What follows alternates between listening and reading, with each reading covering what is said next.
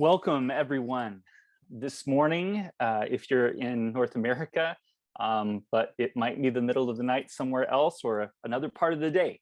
My name is Stephen Porter, and I am so glad to welcome you this morning to our webinar on digital evangelism. I serve the Commission on Evangelism of the BWA, and I am pleased to open us in prayer this morning, as well as introduce our moderator, who will take it from there.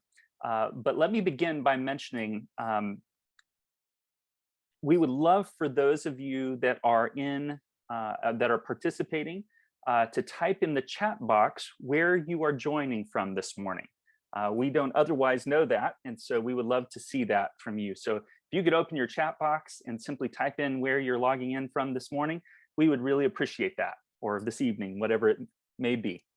I'm going to invite us now to pray, and I'm going to do something a little bit unusual for a Baptist. I'm going to use a prayer from the Book of Common Prayer in the Anglican tradition, a prayer for mission, because it's, I think, so lovely and fitting in a way for this conversation. Pray with me. Lord Jesus Christ, who didst stretch out thine arms of love on the hard wood of the cross, that everyone might come within the reach of thy saving embrace. So clothe us in the Spirit that we, reaching forth our hands in love, may bring those who do not know thee to the knowledge and love of thee, for the honor of thy name.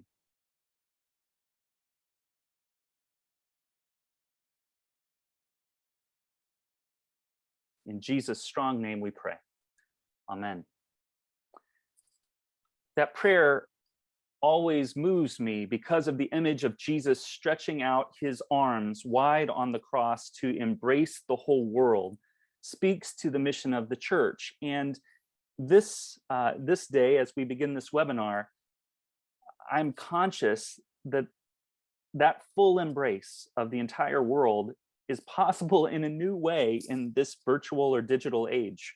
And so hence our conversation this morning with people who have a lot of experience on that front.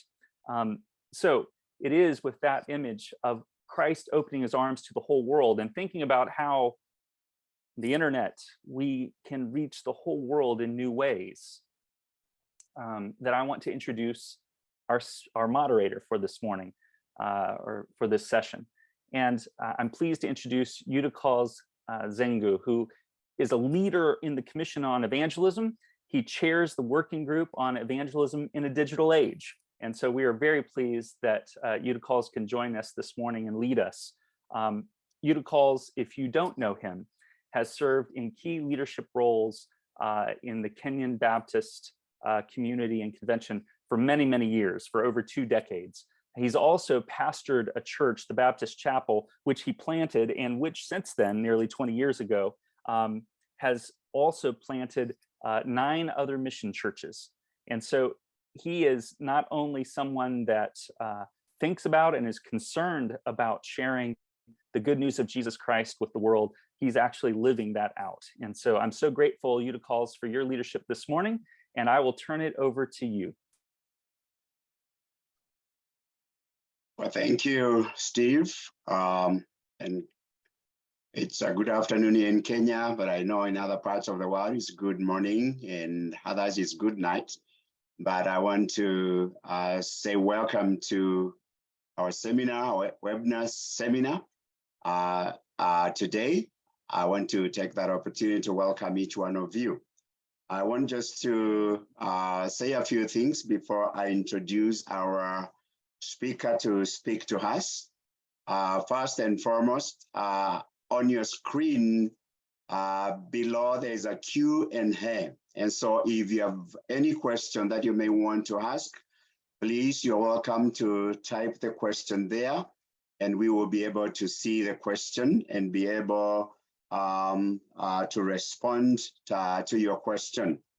Under the chat button, you can put your name and where you come from, the country of origin or where you come from. And that way we will be able to know where our participants are coming from. I want to say you're free to ask any question during the time of presentation, and I am sure after the presentation we'll have at least we have 10 minutes to respond to those questions. I want to begin by saying, friends, we live in a digital age, and as a church, we need to know how to do evangelism digitally and be relevant in the world that we live. Our speaker today will be speaking to us on this session of exploring why the church should develop a digital evangelism strategy. And therefore today we are privileged and blessed to have our speaker. His name is Nick Parker. Nick is the African Partnership Manager for the Ministry Christian Vision, CV. He studied public relations. Nick spent 4 years working in the production and events industry before joining Christian Vision Community Department in 2013. He served as a community specialist before becoming community manager at the beginning of this year. Nick transitioned into his new role, heading up all African partnerships. Nick lives in the beautiful city of Cape Town. I've been to Cape Town severally, and they say God lives in Cape Town, and when he's tired of living in Cape Town, he can visit Kenya, he can visit America, and he can visit other places. And so Nick is married to his wife of 8 years, Karen, and together they have a son, Caden. He is passionate about Jesus, people, music, fitness, and coffee. And therefore, it is my pleasure this time to welcome our speaker, Nick Parker. Nick, welcome. Thank you so much. Thank you, everyone, for having me. It is an absolute honor and privilege. Yeah, as mentioned, my name is Nick Parker. I oversee the partnerships for Christian Vision in Africa. And yeah, from the beautiful Cape Town, South Africa, but I'm actually currently in the beautiful city of Dallas, Texas. So I saw a few people in the Q&A saying they're from Dallas. So I'm in your city. It is an absolute pleasure to be here. Yes, have a wife, Karen, and son, Caden. And yeah, beautiful Cape Town, South Africa. If you've never been to Cape Town, please come. We would love to host you. We would love to see you. We often say on the way to heaven, you just stop off in Cape Town on the way. Before I get into speaking, I just want to just take 2 minutes just to really honor the Baptist World Alliance, Everton, and the whole team that put this on, and for inviting me to come and speak today. It really is an honor. One we at CV don't take lightly. So we just want to honor you. We want to honor the Baptist World Alliance. We want to honor the Baptist Church and the ministry work that you guys are doing. And again, thank you for just sharing an outstretched hand with us. So as mentioned, I work for a ministry called Christian Vision. Christian Vision, more commonly known as CV, was founded in 1988 by Lord Robert Edmondson.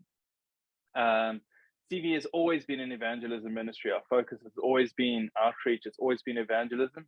We've done it in two ways. We've done it one, which is a traditional evangelism model, having missionaries on the ground, supporting them.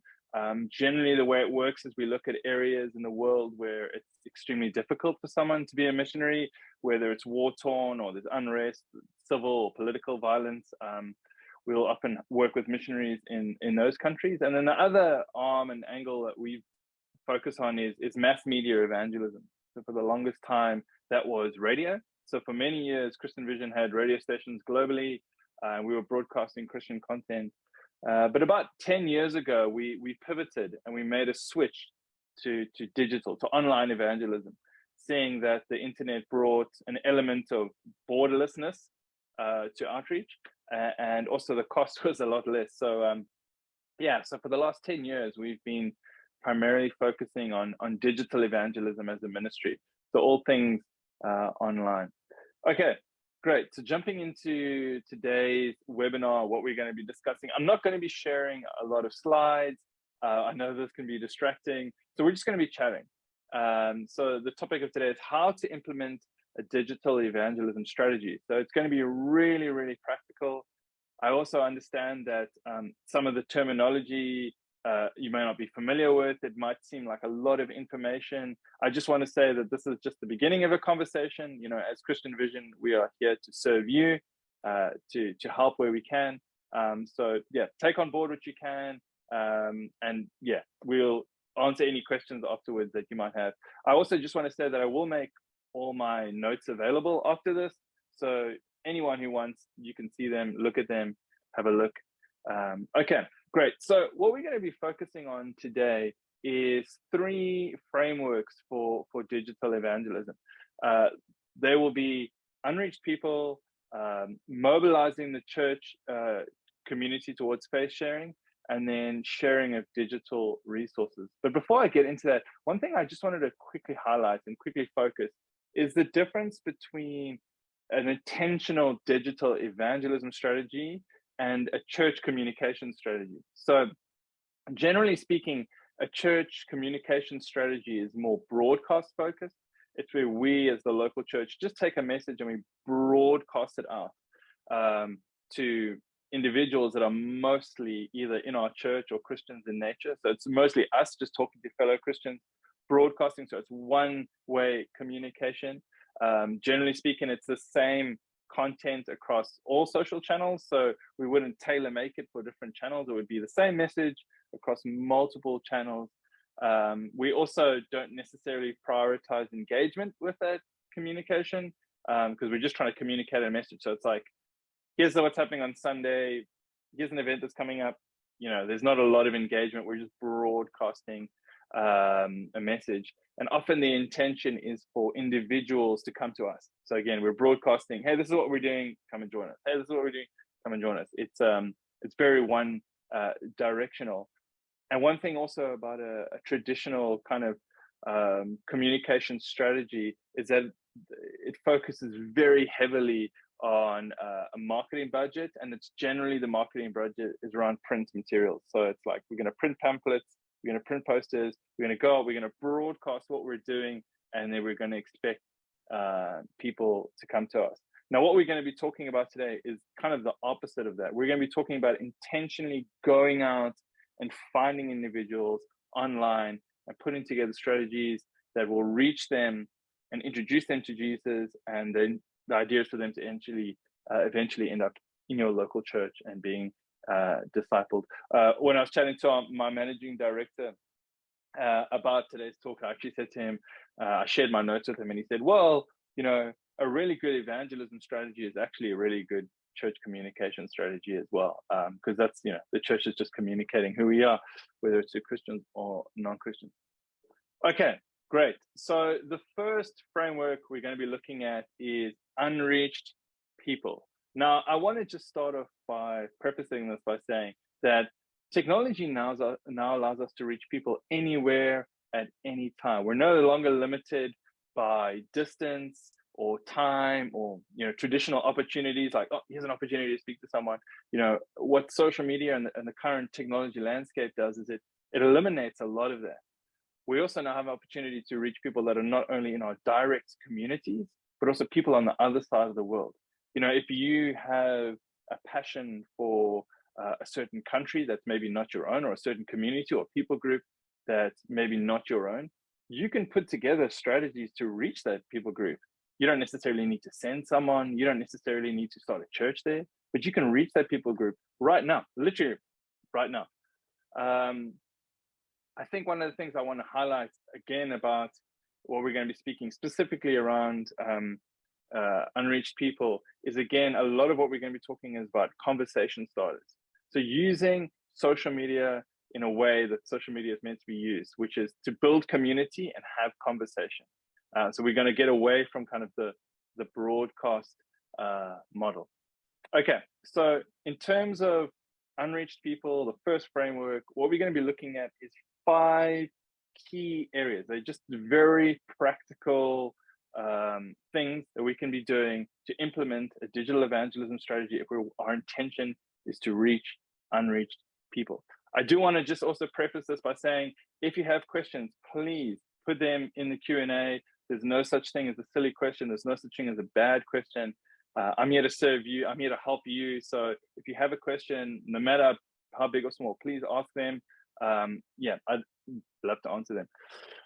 Okay, so the 5 key areas we're going to be looking at specifically in terms of implementing a digital evangelism strategy for unreached people will be research, content production, marketing, community, and then feedback or reporting. So these are the stages that we go through as a ministry. As I mentioned, we've been doing digital evangelism for the past 10 years, and this is still the process that we go through with every single one of the campaigns that we do. So the first point or the first area is research. The key here is, who are you wanting to reach? Who is it? Like, what do they believe? What are their interests? What are their political views? And don't just make it broad. Make it specific. What is their age group? What is their gender? What language do they speak? What dialect in a certain language do they speak?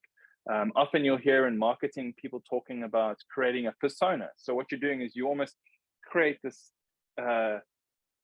character that is exactly the person you're trying to reach. Let's say, for instance, it's the youth. You'd say, I want to reach 16 to 18-year-olds that are interested in music and fashion and spend most of their time on TikTok.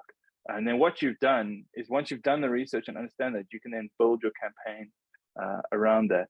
It's also very important because it'll determine where you run your digital evangelism campaign. So for instance, if you're wanting to reach potentially an older demographic, you might want to look at something like Facebook. So you'd run a campaign specifically on Facebook. Or if you're wanting to reach the youth or a younger demographic, you'd want to run a campaign on TikTok. And then that will then dictate how you produce content, how you market it, and how you proceed further in the journey. So the research is extremely important. Now, I'm not saying this is something you have to do for hours on end. This is information that's freely available online. It's easy to access. And you can also just, great ways to even ask people in your congregation that are that age group, hey, where are you gathering? What are you doing? What platforms are people using?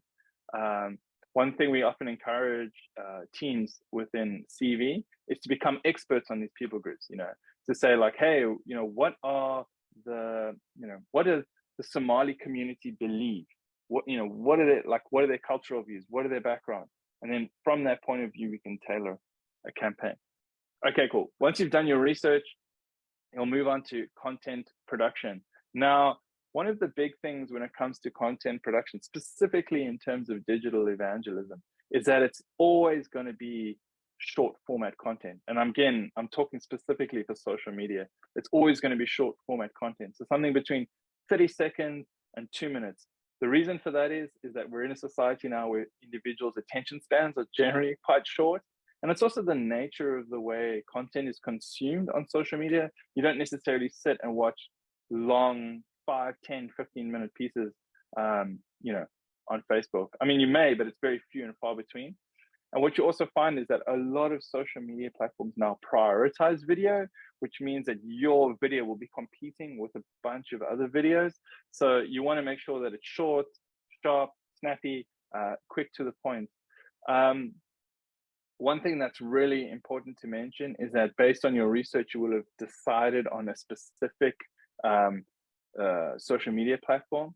So that will also then determine how you produce the content. Will it be a portrait video? Would it be a landscape video? These sound like silly things, but they're all part of this content process. TikTok is a portrait, so it's this way, and then something like YouTube would be landscape. So you would form your video accordingly.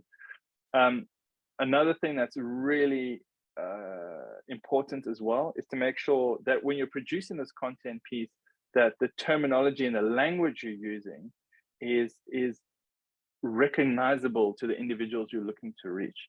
So I know often when we produce videos as Christians, we often use a lot of, a lot of people would call it Christianese. What we want to try and do is stay away from that. And doing the research and understanding your people group you're looking to reach, you'll understand how they speak and how they communicate as well. One of the biggest misconceptions that we've experienced as a ministry is that a lot of churches will say, we can't do this because we don't have the money. We don't have the budget to produce high-end videos. Well, in our experience, actually, the quality of their video isn't as important as the content that's in the video of what's being said. So what I would recommend is it's literally as simple as you just taking your phone, your smartphone, and using that to film even just someone speaking to camera, talking to camera. So yeah, I wouldn't get caught up on everyone wants to go and buy the latest cameras and have, we don't have a production team to help us with this. I just want to say, as a pastor, as a missionary, as an individual, you could literally do this at home yourself. Yeah, we all have mobile devices.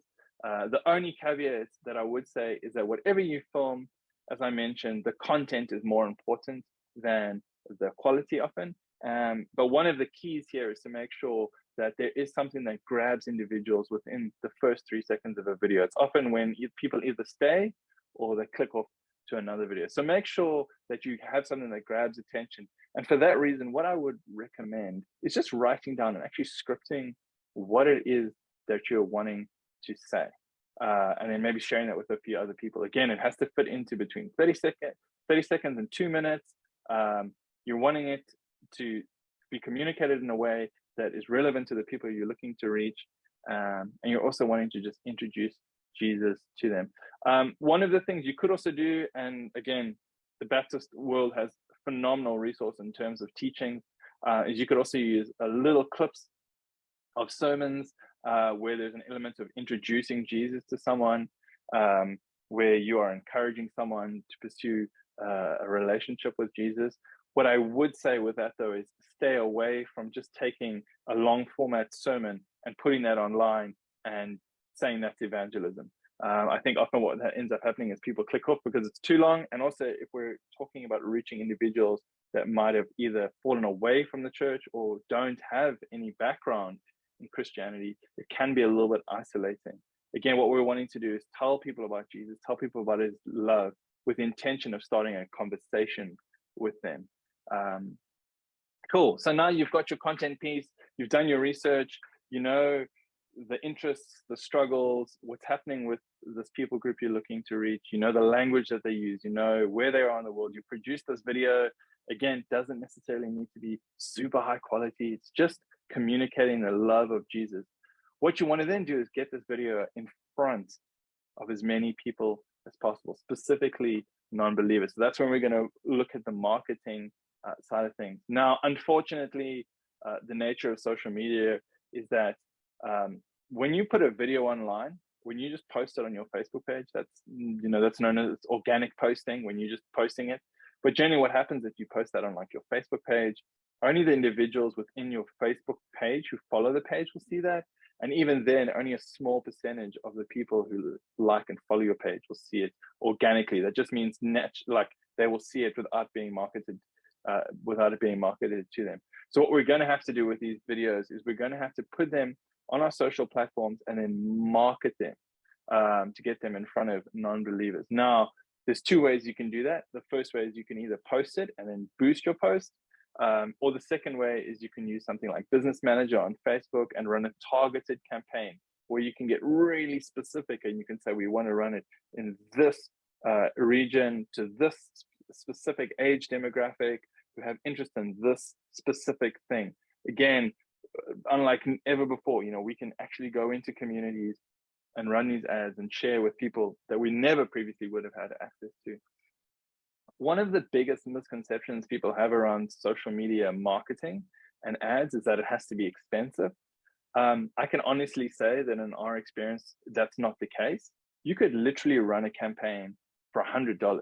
And previously I mentioned when we were doing, a lot of our budget is often prioritized around old school print media and broadcast media. Well, maybe if we even just take a little percentage of that and we use it for intentional evangelism, so intentional outreach, $100 on a campaign that runs for maybe a week. And just try it, just see what happens. One of the things that I do want to mention though, and I mentioned this before, with the thing with social media is you can get very specific on your targeting of your ads. The problem with that is the more specific you get, the more expensive your ads become. It's because it's a smaller audience.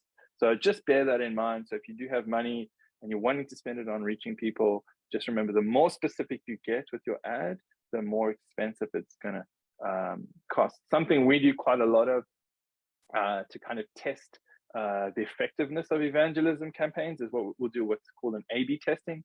So we'll take two content pieces, maybe they're slightly different, or maybe they're exactly the same, but the wording is slightly different. We'll run them both and we'll spend maybe like $20 on each one. And then we'll see which one does the best. And then that one will be the one that we prioritize for a longer period of time. We normally do 24-hour tests with that. One thing again that I want to highlight is that these campaigns that you're running are not church branding or church marketing campaigns to grow the name of the church.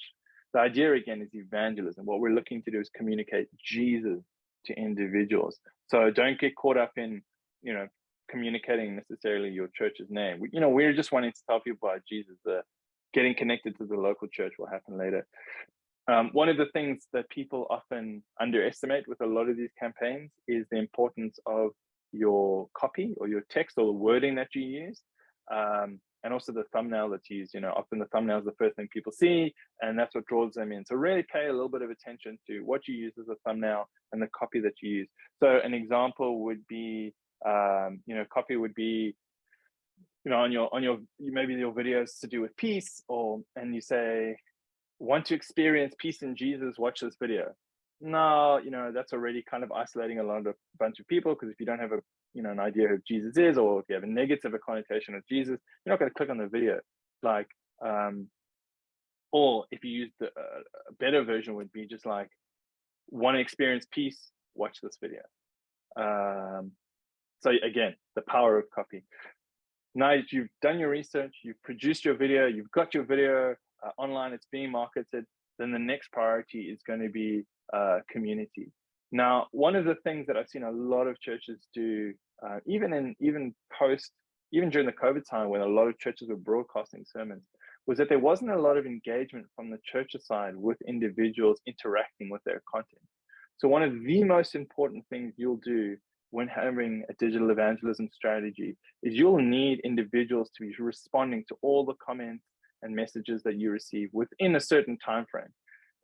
We live in a society that's instantaneous. People expect instant feedback.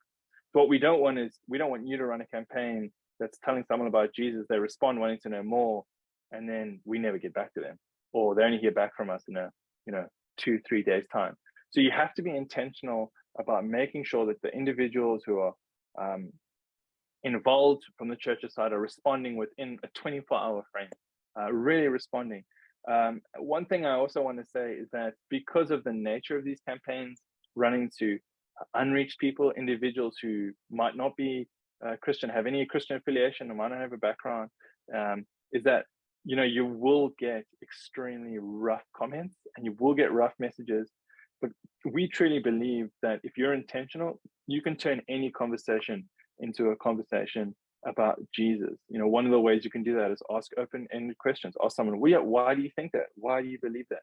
Some of the greatest interactions we've had with individuals have been off the back of them sending us some profanity, telling us, get out of here, or this Jesus doesn't exist, But often those are the people that actually are seeking the most.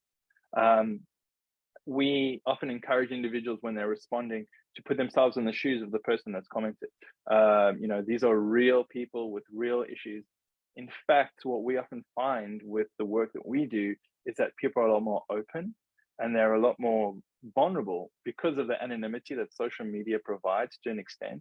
Individuals will often disclose and share a lot more with you. So it's really important that we're there, we're responding quickly, we're asking questions, we're engaging. We're understanding that these are individuals dealing with real issues. And because of that, what we want to stay away from is just coming with responses where it's just, here's a scripture, or come to church on Sunday. You know, what we want to do is make sure that this is conversational, that there's a narrative, that we're taking these individuals on a journey. I love the Engel scale, the idea of like, we're all at varying degrees of distance away from Jesus. And our job is really just to take people a little bit closer to him on that journey. Again, this doesn't necessarily be, I know a few of you have churches that are maybe small or smaller. You might not have a ton of staff that's able to help with this. You know, get a volunteer in, get a young person in, get someone in. You know, again, you don't have to run these campaigns all the time. It could be a specific time of year when you do it, and maybe you rally some people around it to help volunteer and respond to some of these messages. One thing I do want to say, and it is extremely important, is also to understand when it's time to refer someone to a professional. You know, we're in a world now where there's massive levels of mental health issues and suicide, you know, so also understand the limits to what we as Christians and individuals in the local church can do, and when there's time to refer someone to a professional. Okay, the next thing is the feedback. Now, what's really important is really to be able to gauge how effective this campaign was. So what you want to make sure is that at the end of any campaign that you're getting together with a team, or maybe it's just you or yourself, but you're doing a bit of an analysis on how it went. You know, how effective was it? Did people message? Were there comments? Did someone give their life? If so, you know, why did they end up in church? Really do an analysis and share with the rest of your team who are involved with it, how it went. You know, what this does is it means you can optimize for the next campaign that you potentially run.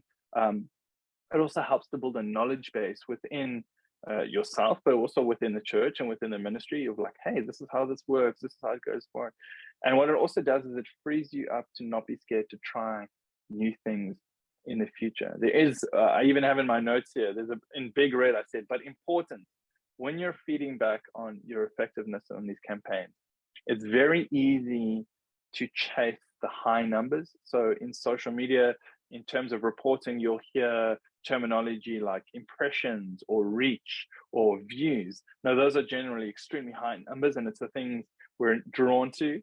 But those are actually quite meaningless in a sense. So a reach or an impression just means that your video would have been seen on that person's feed. It doesn't necessarily mean that they watched it. It just means that it appeared on their feed. And a view is often, you know, on social media is like the first 3 seconds of a video.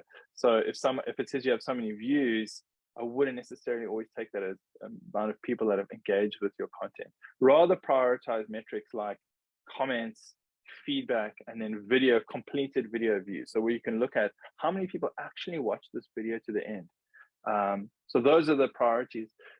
I just wanted to share examples with you quickly of how we've done this process, specifically around unreached people. So we have a campaign called Middle of the Night that we've been running for the last couple of years in English.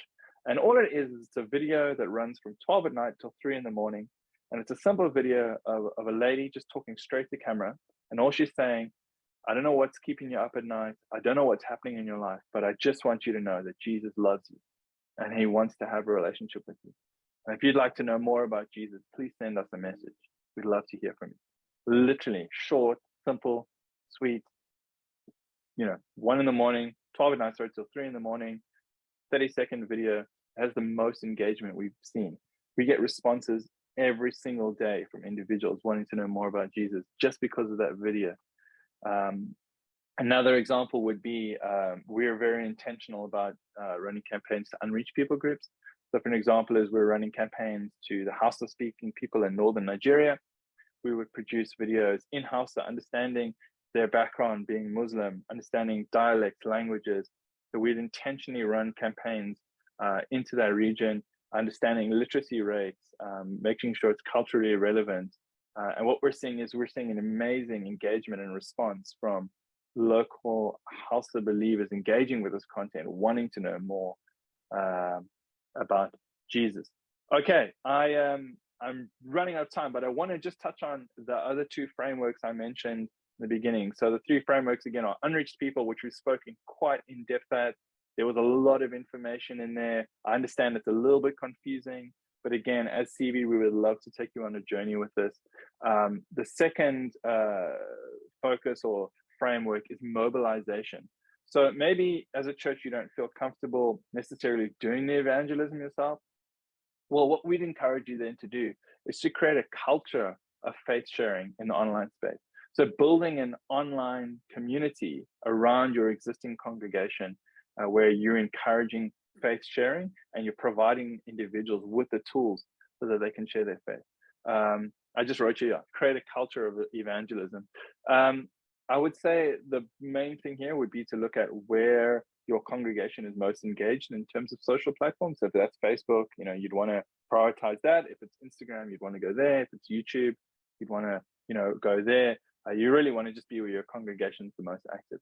So there's two ways of going about mobilizing, and they both revolve around content. So the one would be evangelistic content. So what you would want to do is you'd want to provide your online community, the people who are engaged around your Facebook page, with content that they could then share with their friends and family and the people in their community to tell them about Jesus. So what that could be is if you have existing content that you've run evangelism campaigns with, like I just mentioned, short format content, put it on your Facebook page and say, hey, church community, why not share this video with your friends and family who don't know Jesus, and encourage them to share it, encourage them to share with their friends and family. It could be a sourced piece of content from YouTube. It could be it could be a piece of content that someone in your own community has created at home and they've uploaded on your church's Facebook page. Then to encourage the rest of your congregation to be sharing that. It could be a piece of content or around a specific time of year. So maybe it's Easter or Christmas. Instead of just putting out a video that necessarily just invites people to church around Easter, be intentional about wanting to run a campaign that reaches individuals in the community with the gospel of Jesus, and then put that video on your church Facebook page and say, hey, community, this Christmas, we're wanting to reach people. Why don't you share this video with your friends and family who don't know Jesus? So what we're looking to do is create this online community where we're mobilizing our congregants to be sharing their faith, not just in person, but also in the online space. Again, production quality doesn't need to be massive. It's just more about the message. And then the second element to creating these online communities is in training them as well. So what you want to do is you're wanting to share blogs and insights and videos and maybe even webinars like this with your church community that encourages them around faith sharing, not just in person, but again, in the online space. Gives them practical tools, explains to them why it's important. One of the things that I love is that the Baptist Church has a phenomenal history of mission, of outreach. You have this depth of knowledge to really harness that and take that and put it in the online space. Be teaching our congregations about the importance of outreach and mission. And then I wrote you important. Whenever you're building an online community around your church, around a brand, around a ministry, it's important that you aren't the loudest voice. Again, the idea is about community. Your congregations, individuals need to have a sense of belonging where they can communicate and talk to each other. So don't always make sure that it's just you broadcasting a message and, hey, church, do this. Encourage engagement, encourage individuals to communicate with one another. And then the last thing I wanted to mention is just resourcing, sharing digital resources. Again, the idea here is that in order to help with digital evangelism, the best way to help is often to share. Again, so the idea here is that the Baptist Church, the Baptist World Alliance, to take your existing video and digital resources and be sharing that across continents, across countries, across campuses within a church, within a community. The idea really is to share content and knowledge. So you might find that there's one Baptist congregation that's really good at digital evangelism, that's really good at production facilities. Well, maybe take some of the content that they're doing and use it in your region or use it on your social channels to really create this culture, or to create this environment of collaboration between churches, specifically for resource sharing. We know that monetary getting money is extremely difficult. So the idea of being able to share resources is extremely important. You could even have a portal or a database filled with knowledge and ideas. So what I would really say specifically in this digital area is don't be islands really look at how you can resource each other and lean into this depth of knowledge and skill that the Baptist Church has. So again, the three frameworks were unreached people, mobilizing your online church community, and then just looking at how you can resource each other as the Baptist Church.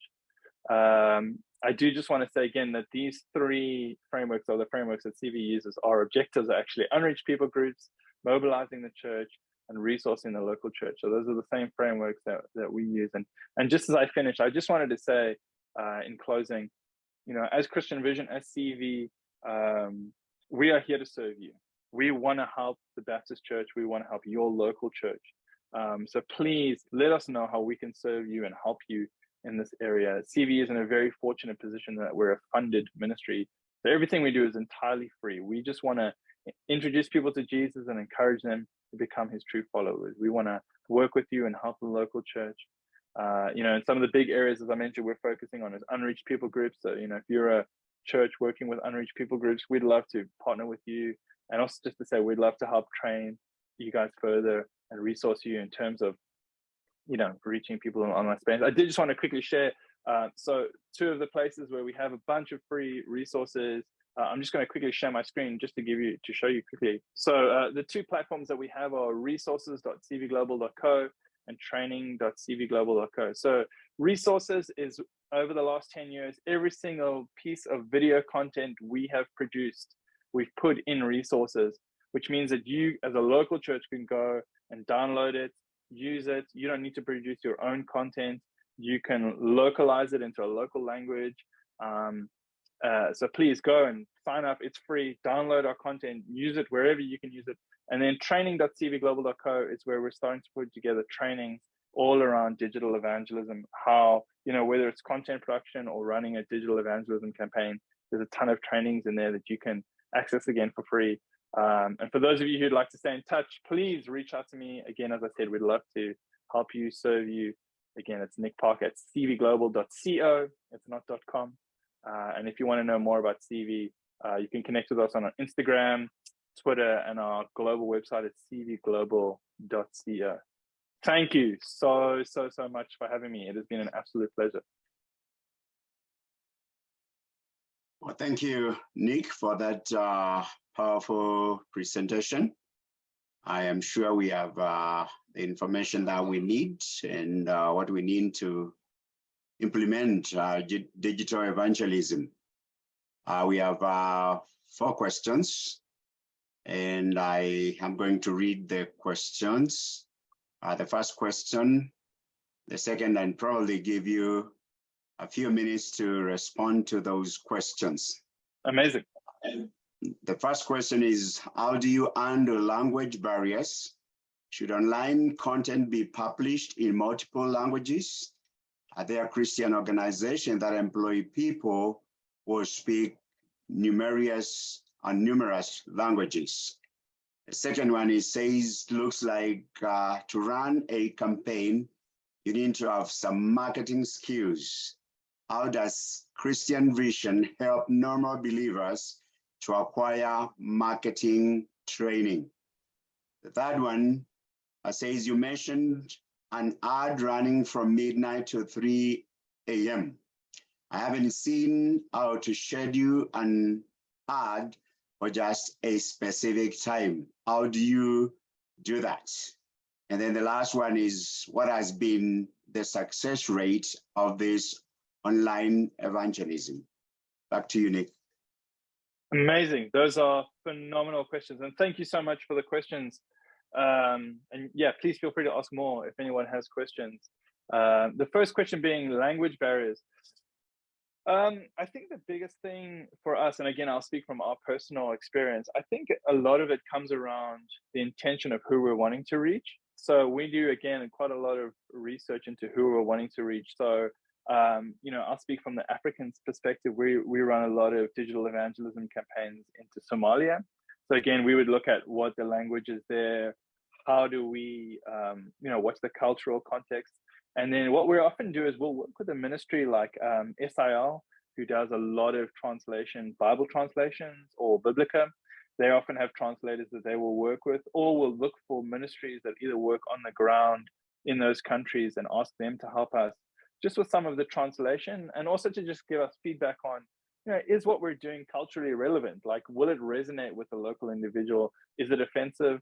One of the things that we often say is you can't build a bridge from a place of offense. You can't look to tell someone about Jesus by offending them first.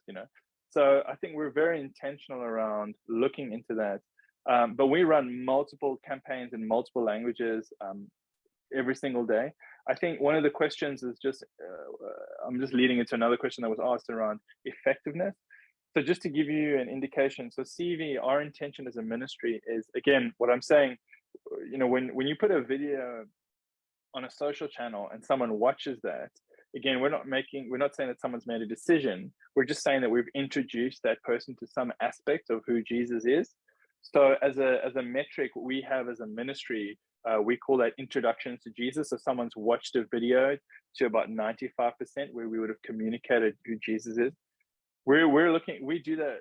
Our goal is to do 1 million of those a day globally. So in Africa alone, we're doing about 250,000 introductions to Jesus a day. Again, that's not salvations, that's not decisions, that's just individuals who have viewed our content to a point where we've introduced them to Jesus. And on the flip scale of that, I think the nature of social media is that you're from reach, impressions, views, it's always going to come down quite significantly. But what we have seen is that we've seen amazing engagement in our comments and in our responses. So sometimes it's as low as 1%, but still those are individuals that might previously have never engaged with the gospel or heard the gospel message before. Anonymous attendee, I love the question. You need some marketing skills background? I would say there is an element to which, if you wanted to get very specific into the weeds around reaching people, I think there would be a basic element of marketing knowledge that you would need. But I think if you're just wanting to run this in your local community, or you're wanting to send something up, I don't think you wouldn't need to know that much. And it's one of the things that we've actually recently put together a course on, is setting up online campaigns for marketing. So if you go to training.cvglobal.co, there's a couple of trainings in there. But I want to extend the invite and say, if this is an area that you would like to learn more about, or we could help you, please let us know. Send me an email. We'd love to. Maybe we could walk through it with you or someone else. You mentioned running a campaign from midnight to 3 a.m. I haven't seen a schedule and ad for that specific time. I will confess that I am not in the marketing team. So I do not have extensive knowledge in setting up these campaigns. But I do know that we do run it between that time period. I wouldn't be able to tell you specifically how we set that up. I know it would have been through Facebook Business Manager, and we'd run it across Facebook and Instagram. Again, I'm speaking very much from the African perspective, because Facebook is still the #1 platform used in Africa. So it's where we prioritize a lot of our campaigns. But again, we'd love to try and help you figure that out. So please reach out. And I think, have I missed a question, or is that everything? Video call is unmute. Okay. 2 more questions. How would you differentiate between encouraging your church members to engage with and share content and creating an engagement group? From what I have seen, engagement groups are frowned upon and are not great for your metrics. And then the second question is, what are some effective call to actions you have used with your followers, other than share this video or comment amen if you agree? I'm not 100% sure I understand what's meant by engagement groups, but I would say the nature of social media is that it's community focused. And I think what the biggest thing I'm trying to communicate with a lot of this is, I think, to get away from the idea of churches just using their social platforms just to communicate information out, and to leverage social media for its purpose, and that is community. So, part of that could be intentional digital evangelism where you're running ads. But the other idea is to, with your church community, where they're already, liking stuff on Facebook or engaging with your Instagram, within that, to make evangelism a focus, to be encouraging each other. Hey, here's a video that you could share with your congregation, or here's a little clip from Sunday's sermon. Why not share this with a friend or family member? And then get guys to engage and interact with it further. So to really lean into what social media was created for, and that is the idea of community. And then the second part was what are some of the call to actions you have used with your followers other than share this video or comment? I assume that's, again, speaking specifically around a church community. We will often, some of the content that we will use we'll talk about, like, the copy that we'll use would be like, I couldn't share my faith because, or something, or we'd say something about, like, the 3 barriers to sharing your faith, and then we'd talk about what those are and how to overcome them. Unfortunately, the nature of social media is very clickbaity, so you do need a catchy headline, something that's going to draw someone in, and that's that doesn't differentiate between your non-Christians or your local church community. But again, what I would say is try things, put out something, type it a certain way. If it's, if you see it hasn't got a lot of engagement, change the comments, and see what happens. One of the big things even with YouTube is the significance of how, just a simple thumbnail can make a difference between engagement and not.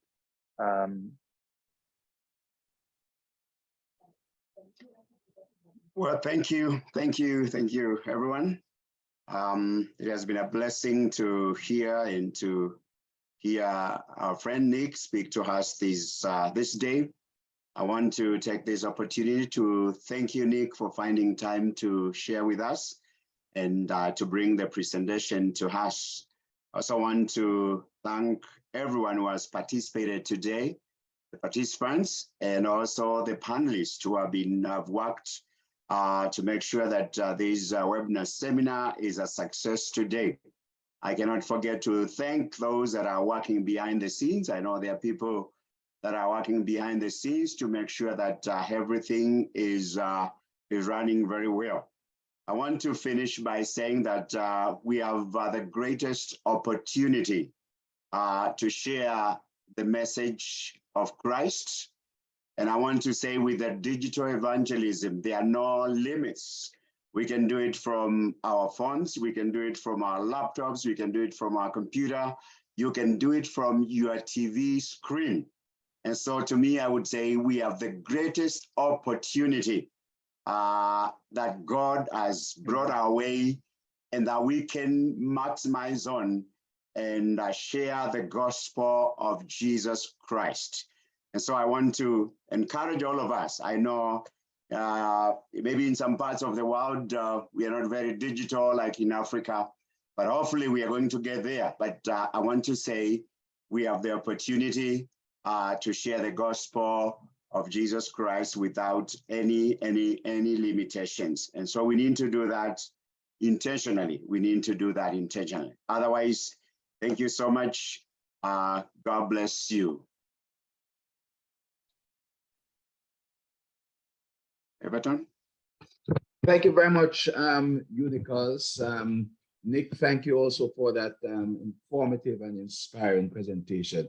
The Baptist World Alliance is really passionate about mission and evangelism. And before we go, we would like to invite you to pray with us about some of our upcoming initiatives. One, we have committed to supporting the Rooftop Global Encounter scheduled for October 2. You can get more information about this initiative by going to their website at theglobalencounter.com. That is theglobalencounter.com.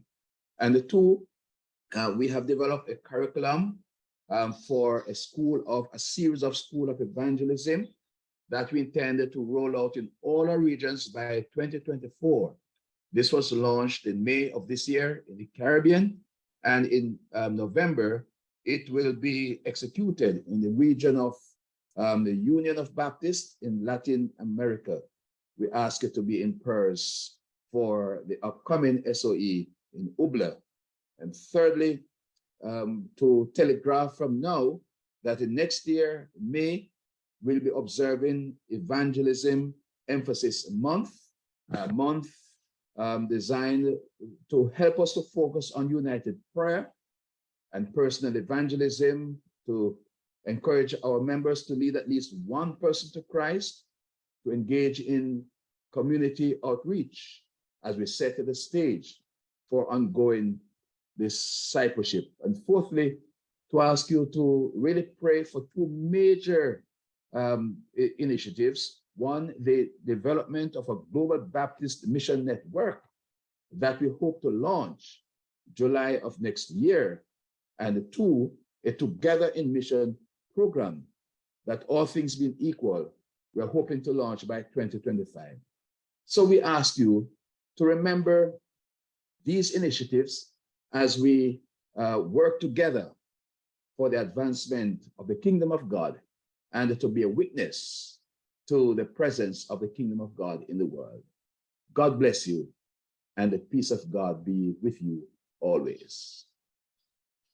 Thank you all.